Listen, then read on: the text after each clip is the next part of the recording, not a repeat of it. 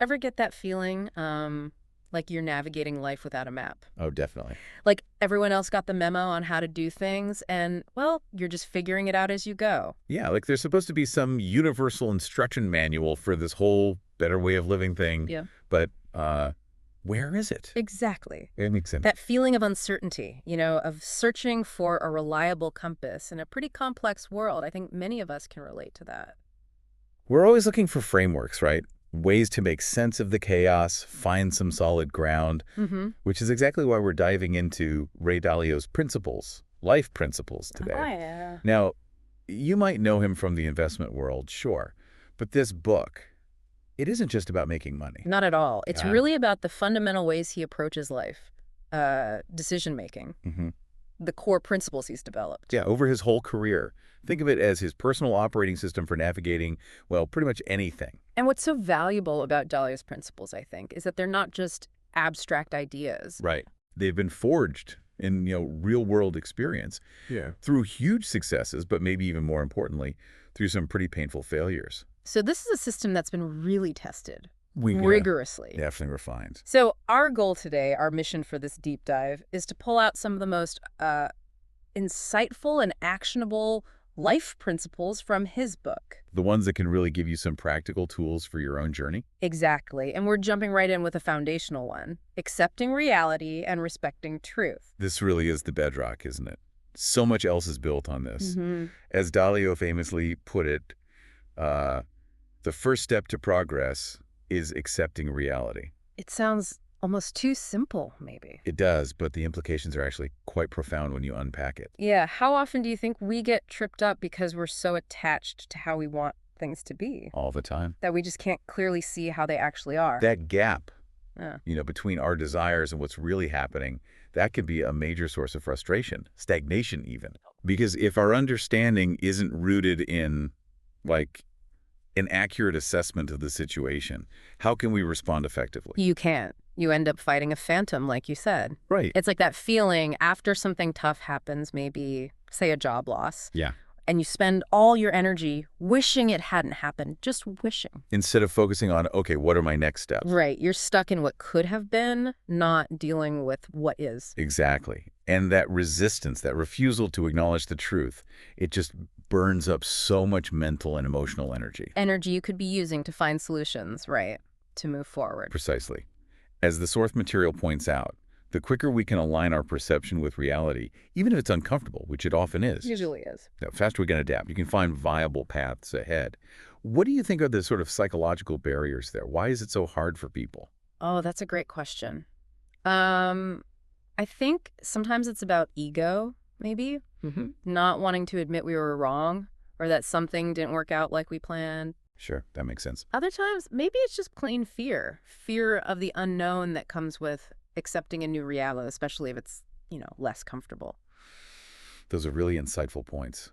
And cognitive biases play a huge role too, don't they? Oh, yeah. Our tendency to just look for information that confirms what we already believe, even if those beliefs are, well, just wrong. Confirmation bias, yeah. So overcoming these barriers, it often takes a conscious effort, doesn't it? You have to actively challenge your own assumptions, be open to stuff that contradicts what you want to believe. Okay, let's move on to the second principle. This one really hit home for me.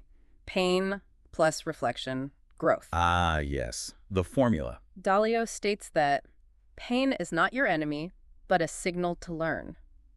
That just completely reframes how you look at tough times, doesn't it? It absolutely does. Yeah. Our immediate reaction to pain, whether it's a setback, a failure, even just criticism, it's almost always negative, right? We instinctively want to just avoid it, push it away. Mm-hmm. But Dalio suggests that pain itself isn't the real obstacle.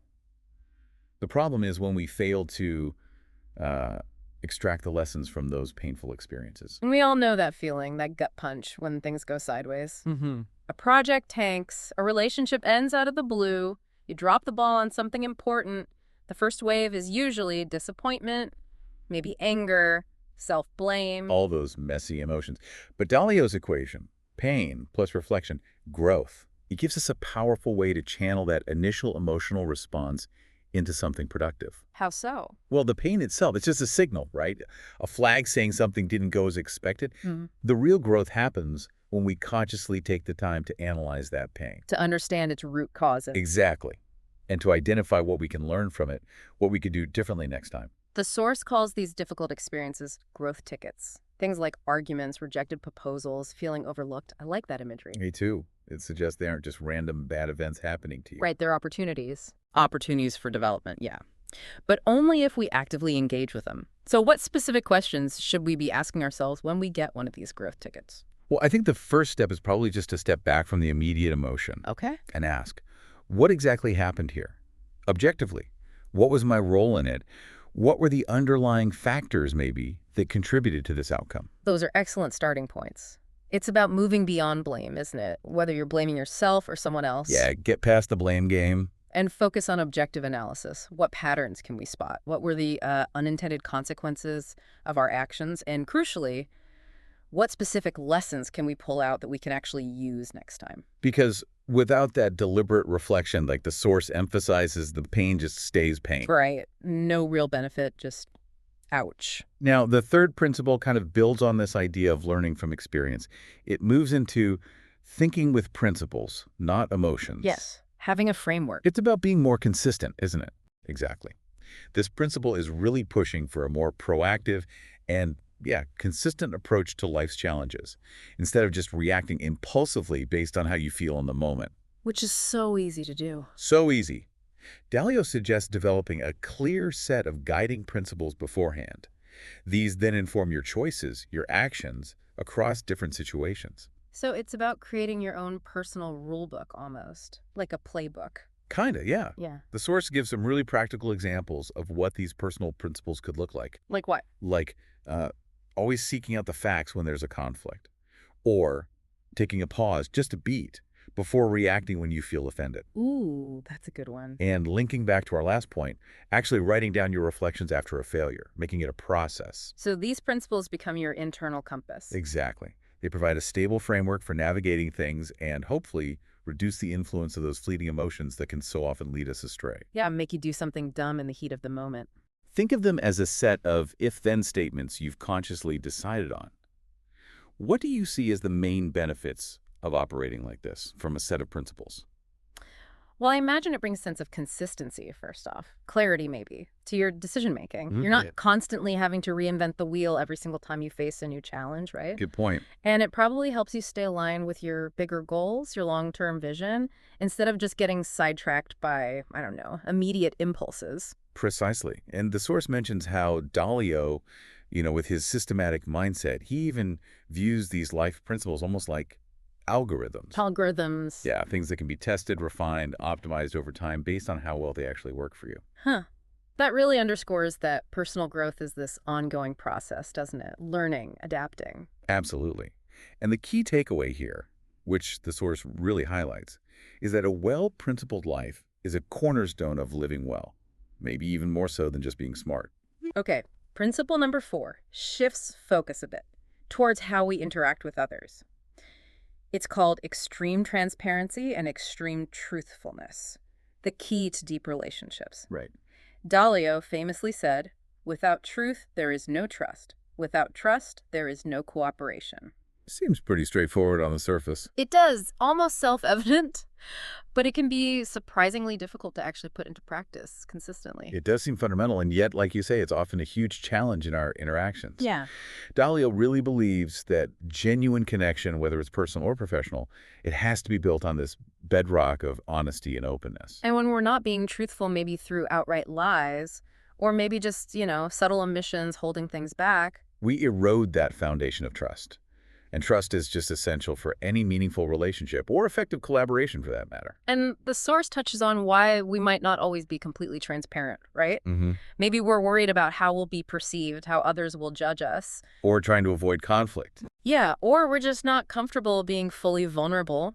It can feel safer maybe to wear a mask, put on a front. But that constant effort, maintaining that facade, it can be incredibly draining. Yeah. And ultimately, it stops us from forming truly intimate connections. So Dalio's advice is? It's to cultivate genuine intimacy by being authentic. Own your mistakes. Be receptive to feedback, even when it's critical, especially when it's critical, maybe. That's tough. And clearly communicating your true needs and desires, even if it feels risky. What do you think is the biggest fear people have when they try to be more transparent? Oof.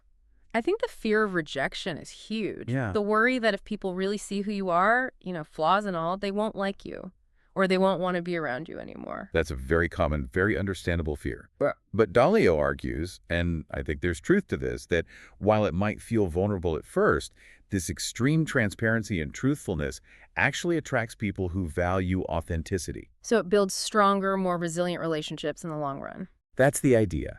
You essentially create a filter that draws in people who appreciate the real you. Okay, interesting. Let's delve into our fifth principle now, which introduces second-order thinking. Seeing beyond the immediate. This is a good one. Sounds like a crucial skill for making wise decisions. It really is. See, first-order thinking tends to be very linear, right? It focuses on the most immediate, the most obvious consequences of an action. Like, if I do X, then Y will happen right away. Exactly. Yeah. Second-order thinking requires us to take a step back, to consider the longer-term ripple effects, the underlying causes, the less obvious implications of our choices. Okay, so it's deeper. Think of it like playing chess. You're not just focused on your immediate move. You're thinking 2-3 moves ahead. Right. You're thinking about how that move will impact the whole board several steps down the line. The source gives a really clear example, actually, with the pursuit of instant gratification. Yes. That first-order pleasure, endlessly scrolling social media, indulging in junk food, getting lost in video games. Gives you that quick hit of dopamine. Feels good now. Exactly. But the second-order consequences of those actions feeling unfulfilled later, maybe becoming less productive, experiencing more anxiety or health issues down the road. Those often get overlooked in the chase for that immediate pleasure. Yeah. And conversely, activities like, say, exercising, learning a new skill, investing time in meaningful relationships. Those might not provide instant gratification. They might even be hard work initially. Right. But they yield significant long-term benefits, a greater sense of fulfillment. So it's about training our minds to look past that initial surface-level appeal or discomfort. And to really consider the full chain of events that our choices might set in motion. Yeah. The source encourages us to think about the impact of our decisions not just next week or next month, but maybe 5 years down the road. Wow. Adopting that much longer-term perspective. That longer-term view helps us align our actions with our bigger goals, our core values, rather than just being driven by immediate desires or impulses. So it's a shift from being reactive and short-sighted to being more strategic, more intentional in how we live. What are some practical ways, maybe, that listeners could cultivate this second-order thinking day to day? Maybe by just asking, and then what? Oh, I like that. Simple. Yeah, whenever you're considering a decision, for every immediate consequence you think of, push it a step further. What's the impact of that consequence? And the one after that. That's an excellent technique. Also, just reflecting on past decisions. Yeah. The good ones and the bad ones, and looking at their actual long-term outcomes. Learning from your own history. Exactly. That can help us develop a better intuition for these second-order consequences. It's about building a more nuanced understanding of cause and effect over time. Okay, our sixth principle gets into systematizing life, building your personal operating system. This sounds very, very Dalio. It really reflects his belief in the power of structure, process, continuous improvement, but applied to life, not just finance. Right. He suggests we should view our lives not as just a series of random, isolated events. Which is how it can feel sometimes. Totally. But see it as an interconnected system. A system of beliefs, habits, decision-making processes, Yeah. and crucially, a system that can be consciously designed and refined. And the source outlines some key components of this life operating system, right? Things like our underlying belief systems, what we fundamentally hold true, the processes we use to make decisions, the mechanisms we have for getting feedback. And our ever-evolving understanding of ourselves. Yeah. Self-awareness is part of the system. It's like we're constantly working on the software of our own lives, updating the code. Precisely. And the source gives some concrete examples of how you might implement this. Like conducting regular life reviews, maybe monthly or quarterly, to consciously assess your progress toward your goals. Okay. Or establishing a conscious emotional response mechanism, basically. Yep. A pre-planned way to handle stressful situations better. Instead of just flipping out. Right. And even creating a case library of your past failures. A case library, like studying your own mistakes. Yeah, to identify recurring patterns and learn from them systematically. So instead of just reacting to life as it happens, buffeted around by things, You're intentionally designing the way you navigate it it's a move away from purely emotional seat-of-the-pants decision-making. towards a more structured, maybe even evidence-based approach to your own personal growth and achieving what you want, It's about taking a more intentional, proactive stance in shaping your life. and constantly learning, adapting based on feedback and a deeper understanding of what works and what doesn't for you personally. Okay, the seventh principle serves as a really crucial reminder of our limitations. You are not perfect, so you need believable people as mirrors. Yes, this really highlights the importance of seeking perspectives outside your own head. Which we often resist doing. We do.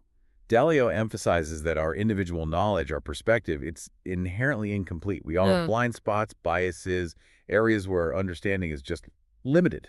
And recognizing that is the first step, isn't it? Admitting you don't know everything. Absolutely.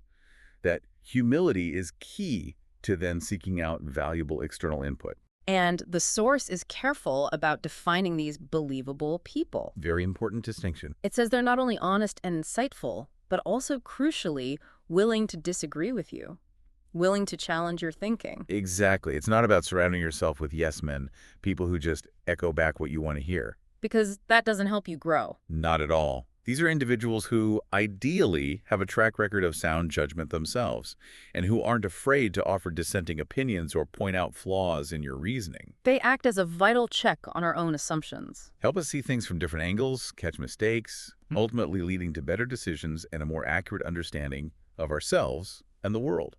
What qualities, beyond just honesty and insight, do you think make someone a truly believable person? Good question. I think maybe humility on their part too. Someone who is open to being wrong themselves. That's a great point. Mutual fallibility. Yeah. And also maybe someone who demonstrates a genuine interest in your growth and well-being, not just someone who enjoys being critical or poking holes. That's crucial. Trustworthiness, constructive intent. That's key. Right. So building this circle of believable people, as the source highlights, it's a really significant investment in your personal growth. They act as mirrors. Crucial mirrors, yeah. Yeah. Providing reflection, maybe offering reminders of your own principles when you forget, helping you course correct when you inevitably stray off path. Okay, our final principle in this deep dive into Dalio's principles focuses on something really deep, really personal. The most important thing is inner success. He emphasizes living in alignment with your own principles and values. This principle really shifts the focus, doesn't it? Away from external validation, wealth, status, the usual suspect. Yeah, the conventional measures of success. Towards a more internal sense of fulfillment, integrity. It's about consciously building a life that actually resonates with your deepest values and taking ownership of that whole process. And the source poses some really powerful, reflective questions for us, for you listening. Like, are you becoming more authentic? Truly. Are you gaining a deeper understanding of yourself? Are you facing those difficult truths we talked about earlier and learning from the painful experiences? Are you evolving into a more complete version of yourself? Exactly. These questions, they encourage a really profound level of self-reflection, don't they? They do. They highlight that true success, at least in Dalio's view, lies in that ongoing journey of personal growth. Living a life that is congruent with your core beliefs. It's about taking responsibility for creating a life that you, at your deepest level, actually agree with, can stand behind. And ultimately, as the source concludes, these indicators of inner success, authenticity, self-knowledge, resilience, wholeness, these are the true measures of a life well lived. With our personal principles serving as our guides, our North Stars. Precisely. So I guess the big takeaway is that developing your own unique set of life principles isn't like a one-time task you pick off a list. No, definitely not. It's an ongoing exploration, isn't it? A refinement of what truly matters to you based on your experiences. Life will inevitably throw challenges at you. Uncertainty, moments of chaos. That's guaranteed.